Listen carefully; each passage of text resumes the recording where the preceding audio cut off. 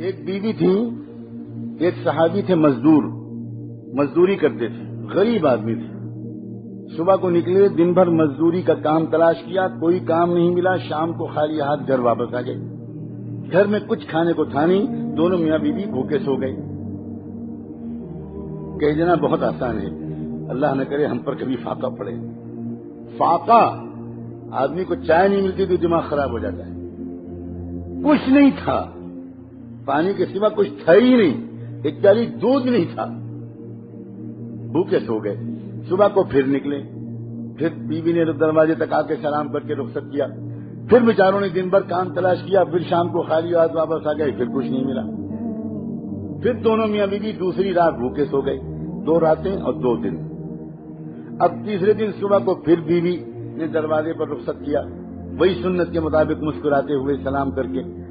اب وہ شوہر نکلے، لیکن جب چند قدم شوہر چل کے باہر گئے تو بیوی کو کچھ یاد آیا. انہوں نے واپس بلایا، کہا ذرا 1 منٹ میری بات سنیے گا، ایک بات بھول گئی تھی کہنا. وہ واپس آئے. اب جب یہ واپس آئے تو اس بیوی نے کیا کہا اپنے شوہر سے؟ اپنے بیوی نے شوہر سے یہ کہا کہ میں آپ سے یہ کہنا بھول گئی تھی، اس لیے آپ کو واپس بلایا کہ 2 راتیں 2 دن تو ہو چکے ہیں، دونوں فاقے سے ہیں. میری محبت کی وجہ سے آج اگر آپ کو کوئی کام نہ ملے تو کہیں میری محبت کی وجہ سے آپ کوئی حرام لقمہ لے کر مت آئیے گا. تیسری رات ہم پھر خالی بھوکے سو لیں گے، مگر حرام لقمہ لے کر مت آئیے. مجھے بتاؤ، یہاں تھوڑے سے مرد بیٹھے ہیں، جس مرد کو ایسی باہمت اور وفا شعار اور ساتھ دینے والی ایسی بیوی مل جائے گی، وہ مرد دنیا کا بادشاہ اپنے کو محسوس کرے گا کہ نہیں کرے گا؟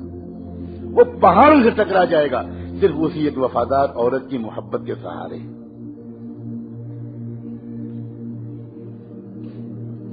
آج تو خوش کرتے کرتے مردوں کی جان نکلی جا رہی، کمر ٹیڑھی ہوئی جا رہی، اوور ٹائم کر رہے ہیں، نمازیں چھوڑ رہے ہیں، پھر بھی بیوی خوش نہیں ہوتی تو مرد پریشان رہتا ہے کہ میں کیسے خوش رکھوں، کروں کیا؟ گھر کے اندر کے سکون کا سرچشمہ وہ عورتیں ہوا کرتی تھی جو یہ کہتی تھی کہ آپ کی صحت مجھے عزیز ہے، آپ زیادہ محنت مت کیجیے، میں چٹائی پر سو لوں گی، پنکھا جھل جھل کے اپنی گرمی کو برداشت کر لوں گی، مگر خدا کے لیے اپنی صحت مت خراب کیجیے. جب بیوی شوہر سے یہ کہے گی کہ آپ اپنی صحت کا خیال رکھیے، اتنا زیادہ مت کمائیے کہ آپ کی صحت خراب ہونے لگے، اتنا ٹینشن مت لیجیے، سادہ سے زندگی گزارنے میں بڑا مزہ ہے، ذرا بچوں کے پاس بیٹھیے، وقت دیجیے بچوں کو. آپ صبح سے نکلتے ہیں، رات میں آتے ہیں، 2 سال 3 سال دوسرے ملک میں رہتے ہیں، یہ کوئی زندگی نہیں ہے. میں اس طرح کی زندگی گزارنا نہیں چاہتی. جو عورت اس طرح کی بات اپنے شوہر سے کہے گی، آپ بتاؤ اس گھر میں سکون کی جنت ہوگی کہ نہیں؟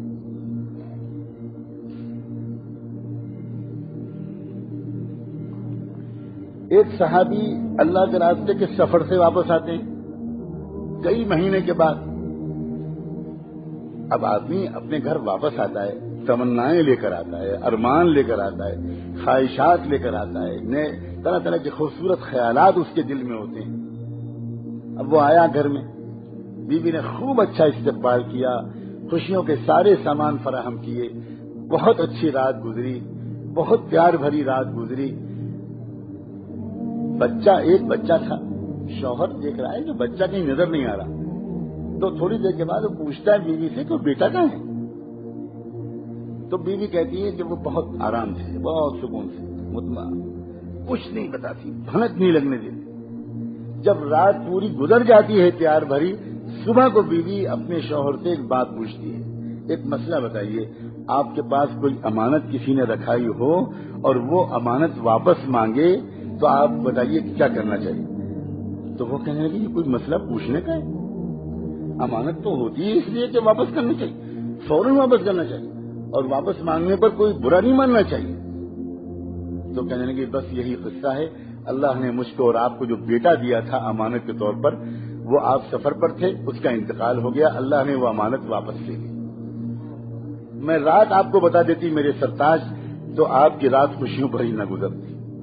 میرے دل سے پوچھیے کہ میں نے کتنا اپنے دل پر پتھر رکھا، ایک ماں ہوں میں، اور آپ آئے تو اس بچے کی یاد نئے سرے سے تازہ ہوئی ہوگی. اب سوچیے، لپٹ کے روتی، شکوے کرتی، شکوے نہ بھی کرتی تو غم کا تو اظہار کرتی. لیکن پوری رات گزر گئی اور بھنک نہیں لگنے دی. صبح کو ہوا, صحابی سناٹے میں آ گئے, حیرت میں لگے کہ یہ بیوی ہے, یہ کیا نعمت ہے, یہ ہے کون, کیا میرا نصیب ہے کہ مجھ کو ایسی بیوی مل گئی. جب وہ صحابہ خوش ہوتے تھے تو بھاگ کر کس کو خوشخبری سناتے تھے؟ اپنے محبوب محمد مصطفیٰ. پریشان ہوتے تھے تو جا کر کس سے رونا روتے تھے؟ محمد مصطفیٰ صلی اللہ علیہ وسلم. وہ چہرہ ہی ان کا ایسا تھا کہ ان کو دیکھ کر سارے غم بھول جائیں, اور خوشخبری بھی سب سے پہلے انہی کی خدمت میں, اس لیے کہ وہ جانتے تھے جو مل رہا ہے انہی کے قدموں اور دعاؤں کے طفیل مل رہا ہے. بھاگے بھاگے گئے, حضور کو جا کر یہ خبر سنائی اور یہ بتایا کہ آج یہ رات یہ واقعہ پیش آیا, میں اللہ کے راستے میں گیا ہوا تھا, لمبا سفر تھا, واپس آیا, خوشیوں بھری رات گزری, بیٹے کو پوچھا, یہ جواب ملا. صبح کو اس نے بتایا کہ بیٹے کا انتقال ہو چکا ہے. اللہ کے رسول صلی اللہ علیہ وآلہ وسلم تھوڑی دیر عجیب کیفیت میں آئے اور اس کے بعد کہنے لگے, جنت میں تم دونوں کو اپنے ساتھ ٹہلتا ہوا میں اللہ کے یہاں دیکھ رہا ہوں. جا کر بیوی کو خوشخبری سناؤ, جا کر بیوی کو خوشخبری سناؤ, میرے ساتھ والی جنت نصیب کر دینے کا اللہ نے آج فیصلہ کر دیا, اور اس سے بہتر خوش نصیب بیٹا تم کو ملے گا, اور نسلوں میں تمہارے بیٹوں میں, تمہاری نسل میں, ہر نسل میں امت کا بہت بڑا عالم پیدا ہوگا. ایک بیوی کے وفا اور اخلاق اور صبر کے نتیجے میں 700 سال تک امت کو جو فقہا اور محدثین ملے ہیں اس میں ہر زمانے کا سب سے بڑا فقیہ انہی کی اولاد سے ہوتا ہے. یہ ہے برکت. ایک عورت اتنی برکت والی ثابت ہو سکتی ہے. میرے آقا نے یوں ہی کہہ دیا کہ خیر متاع الدنیا المرأة الصالحہ, دنیا کی سب سے قیمتی نعمت, سب سے بڑھیا نعمت ایک نیک بیوی ہے. حضور فرما رہے ہیں المرأة الصالحہ. اور تو آپ اتنی اہم مخلوق ہو, نہ مردوں نے آپ کو پہچانا نہ آپ نے خود اپنے کو پہچانا. سچی بات. مردوں نے بھی آپ کو کس نگاہ سے دیکھا؟ آپ سے خالی کام نکالے, آپ کو خالی گھر کے کام میں جوت دیا, آپ کو ڈانٹا, آپ کا دل دکھایا, نہ آپ کو ولایت کے راستے پہ چلایا, نہ آپ کو ذکر سکھایا, نہ آپ کو اللہ کی محبت سکھائی, نہ آپ کو تہجد سکھائی, نہ آپ کے اندر اللہ کے رسول کا عشق پیدا کیا, نہ مردوں نے کیا, نہ آپ خود اپنے کو پہچانی. آپ بھی خاص سوائے ہونٹوں اور آنکھوں اور چوڑیوں اور بندوں اسی میں لگی رہتی ہیں, خالی اسی کے تذکرے, اسی کی تعریف, اسی کی برائی. اور پھر اس کے بعد جب دل آپ کا چھوٹی چیزوں میں الجھتا ہے تو پھر حسد پیدا ہوتا ہے. آپ اس کے کان بھرتی ہیں, اس کے کان بھرتی ہیں, اس کے خلاف شکایت کرتی ہیں, شوہر کو اس کی بہن کے خلاف بھڑکاتی ہیں, شوہر کو اس کی ماں کے خلاف بھڑکاتی ہیں, پھر ساس اور بہو کے جھگڑے کھڑے ہوتے ہیں, پھر نند اور بھاوج کے مسائل کھڑے ہوتے ہیں, اور گھر ایک مہابھارت کا میدان بن جاتا ہے. اور آدمی اس گھر پر لالچ بھیجتا ہے. دیندار آدمی مسجد میں وقت گزارتا ہے, مارا مارا پھرتا ہے, بھاگا بھاگا پھرتا ہے, اور دنیا سمجھتی ہے کہ دین کا بڑا کام کر رہا ہے, حالانکہ اصل میں شاید بھاگنے کی وجہ یہ ہے کہ اس کے گھر میں سکون نہیں ہے. اور جو دنیا دار آوارہ لوگ ہیں وہ شراب خانوں میں اور جوئے خانوں میں پناہ لیتے ہیں, اور صرف اس لیے کہ گھر کا سکون ندارت تھا اس لیے سب چوپٹ ہو گیا. یہ تو گھر کے اندر سکون کے پھیلانے کا ہنر ہے, اور تو تمہارا دین اصل میں یہ ہے.